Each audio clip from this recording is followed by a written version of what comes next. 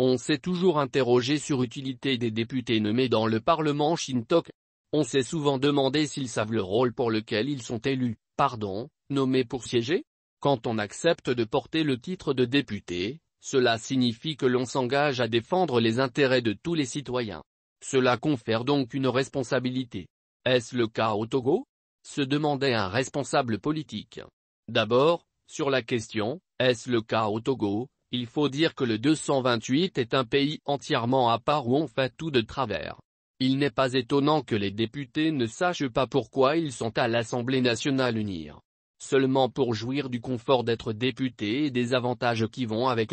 Cette assemblée est la photocopie conforme et certifiée du gouvernement d'Avodou, c'est-à-dire un gouvernement bis à la seule différence que les membres de ce deuxième gouvernement dirigé également par une femme, portent des écharpes.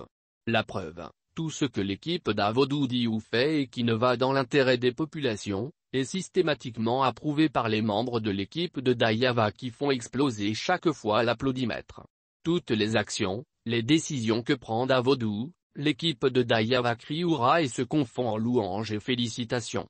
Jamais on ne les a vus une fois dire, que pour telle décision, nous ne sommes pas d'accord.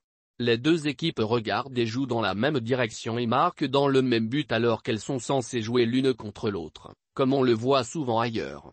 On s'est dit que le coin est gâté quand nos respectables honorables se sont permis de déléguer leur pouvoir à l'équipe de Davodou quand elle leur a demandé de lui accorder 6 mois seulement d'état d'urgence sanitaire et que l'équipe de Dayava a rétorqué que non 6 mois, c'est peu et qu'ils vont lui accorder gracieusement 12 mois. Ce parlement n'existe nulle part au monde hormis bien sûr le Togo. Aujourd'hui, nous subissons tous, les députés y compris, les effets de cette largesse incompréhensible.